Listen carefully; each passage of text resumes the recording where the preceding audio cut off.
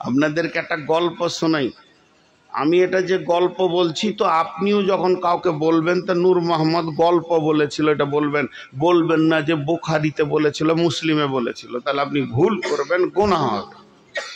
গল্প তো গল্প, আর গল্পের ভিতরেও জ্ঞান থাকে, বুদ্ধি থাকে। একটা লোক বিরাট বড় আল্লাহর ওলি, ও কোথায় গেছে? ও চললো তুর পাহাড়ে আল্লাহর সঙ্গে কথা বলবে মুসা নবীর মতন। আবার বলছি এটা গল্প।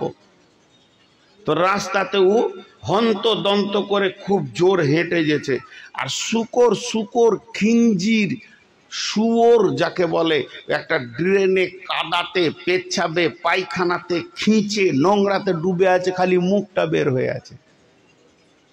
তো শুয়োরটা তো ওই আল্লাহর ওলিকে বলছে, ওই আল্লাহর ওলি দাঁড়া। তো থমকে দাঁড়িয়ে গেছে। শুয়োর কথা বলছে, রে বলে দাঁড়া, তোর সাথে কথা আছে। কোথা চললি? বলছে আমি আল্লাহর কাছে চললাম, আমার কাজ আছে, আল্লাহর সাথে কথা বলতে চললাম। আবার মাঝে বলে লিছি এটা গল্প। তো বলছে তোর যত কাজ আছে কাজগুলো করে নিবি, দা আমার একটা বরাত সেরে আসবি, আমারও একটা কাজ নিয়ে যা তুই। বলে কি? বলে তোকে মানুষ করলে কেন, আর এত বড় দামি পরেশগার আল্লাহ তার ওলি বানাইলে কেন, আর আমাকে কেন শুকর করলে, ওটা জেনে আসবি তো। এবার ও পাহাড়ে উঠে আল্লাহর সাথে ওর যত কথাবার্তা ছিল সব শেষ হয়ে গেল, নেমে আসছে পাহাড় থেকে। তা আল্লাহ বলছে, হ্যাঁ রে, তোকে কেউ কিছু বলেছিল রাস্তায়? বলে আল্লাহ আমি ভুলে গেছি। তোমার প্রশ্ন তো আপনি জানেন, উত্তরটা দিয়ে দেন। বলছে ওর প্রশ্নের উত্তর হলো, ওকে বলে দিবি আর একবার যদি আমার ওপরে এই রকম প্রশ্ন করে, ও কি জানে না আলা কুল্লি শাইইন কাদির, আমি সমস্ত জিনিসের ওপরে ক্ষমতাবান। ও কি জানে না আল্লাহ হুসামান, আল্লাহ কারো তাওয়াক্কা করে না, বিশ্বটা আমার, আমি যাকে ইচ্ছা শুয়োর কুকুর ইন্দুর বাঁদর বানাবো। তো এ ব্যাপারে ওর কিসের প্রশ্ন?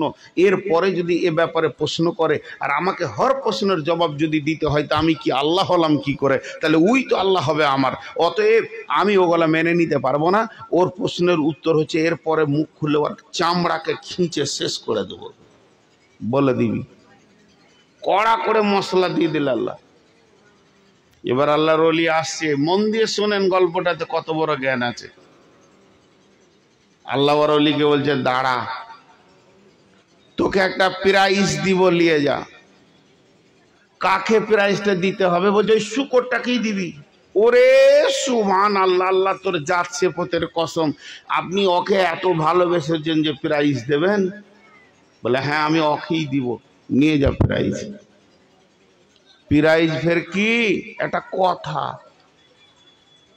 তুই যেমন কথা বহেলি এলি, আমার একটা কথা বহেলি ওকে দিগা। বলে কি কথা আল্লাহ? বলে ওকে যে খালি তুই জিজ্ঞেস করবি, এই ওই মানুষ হবি, ওই মানুষ হবি? তো ও কি বলবে? হ্যাঁ। ও খালি হ্যাঁ আর না দুটার মধ্যে একটা বলবে। ও যখনই হ্যাঁ বলবে, তুই আমার ওলি, আমাকে দরখাস্ত দিবি কি বলে? রব্বানা। আর কিছু বলতে হবে না। ওকে আমি 1 সেকেন্ড লাগবে না, একদম সুন্দর চিকনা ভালো দেখতে মানুষ বানিয়ে দিব। আরো ভালো করে শোন, শুধু মানুষ বানাবো না, আর মানুষ বানানোর পরে পরে ওর জবান খুলে যাবে, কথা বলতে শিখবে। ও যা চাইবে তাই দিব। ও আমার কাছে যা চাইবে আমি তাই দিব। খালি আমি একটা জিনিস দিব না, ও যদি মাথা ঠুকে মরে যায় তো হেদায়াত দিব না। কথাটা বুঝে এলো? ও যা চাইবে তাই দিব, কিন্তু একটা জিনিস দিব না, সেটা হলো হেদায়াত।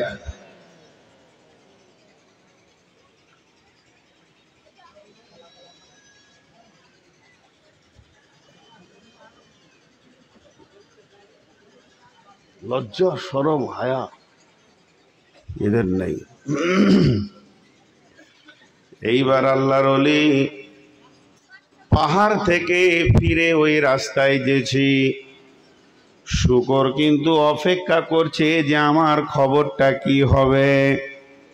যখনই শুকরটা দেখেছে যে ওই আল্লাহর ওলি আসছে, যাকে আমি খবর পাঠিয়েছিলাম, সঙ্গে সঙ্গে ও লাফিয়ে ড্রেন থেকে পারে উঠে গেছে। দিয়ে বলছে, আল্লাহর ওলি তুই বল, যেটা আমি আল্লাহর কাছ থেকে জানতে বলেছিলাম ওটা কি জেনেছিস? আল্লাহর ওলি মুখে হাত দিয়ে বলছে, দুইবার আর বলবি না। আল্লাহ অনেক রেগে গেছেন, আল্লাহর ভিতরটা অনেক রাগান্বিত হয়েছে।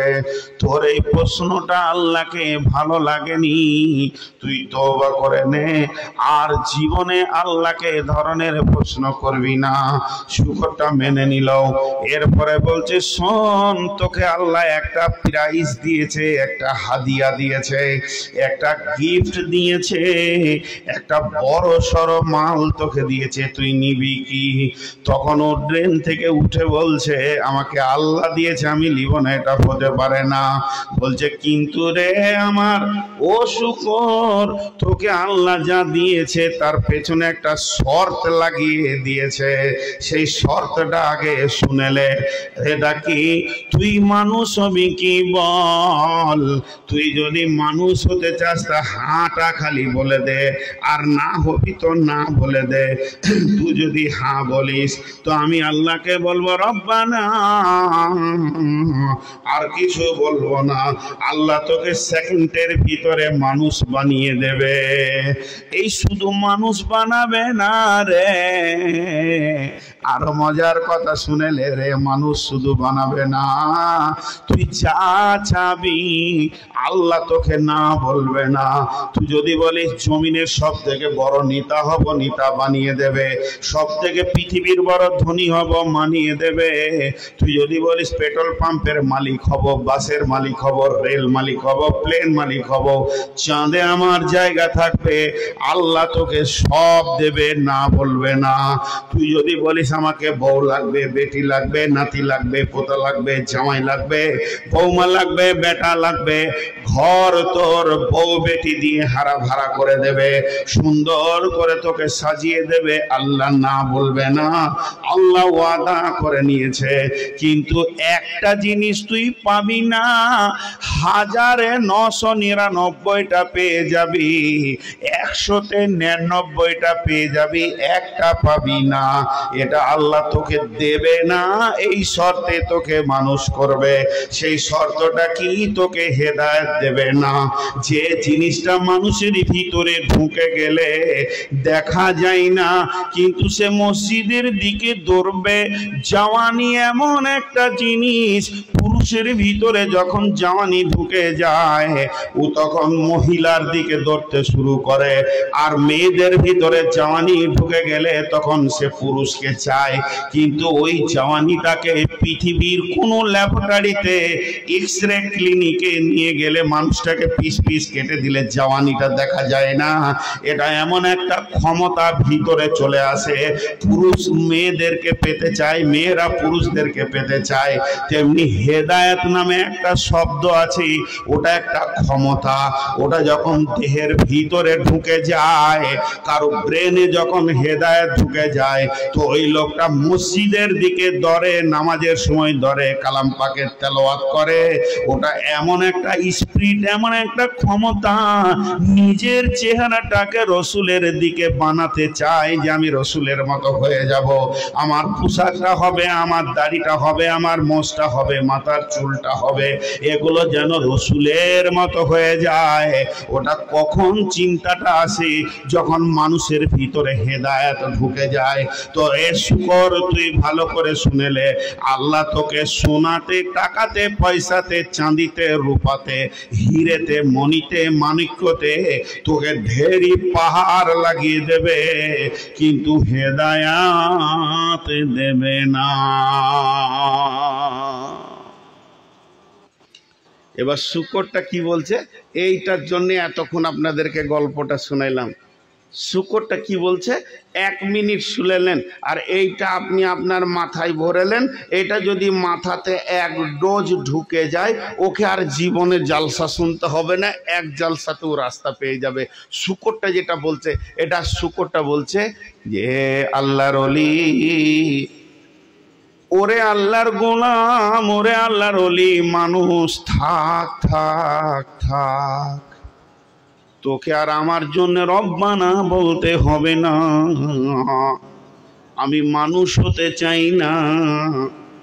বেঈমান মানুষ থেকে আমি শুকর অনেক গুণে ভালো।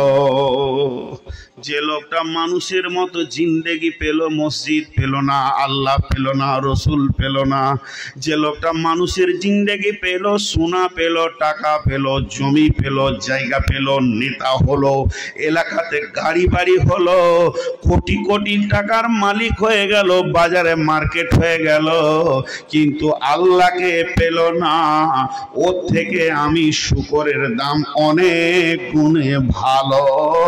এত নোংরা মানুষ হওয়ার থেকে আমি শুকর আছি তো ভালো আছি। আমার কিয়ামতের মাঠে হিসাব হবে না, জাহান্নাম হবে না, আমাকে মাটি বানিয়ে ছেড়ে দেবে।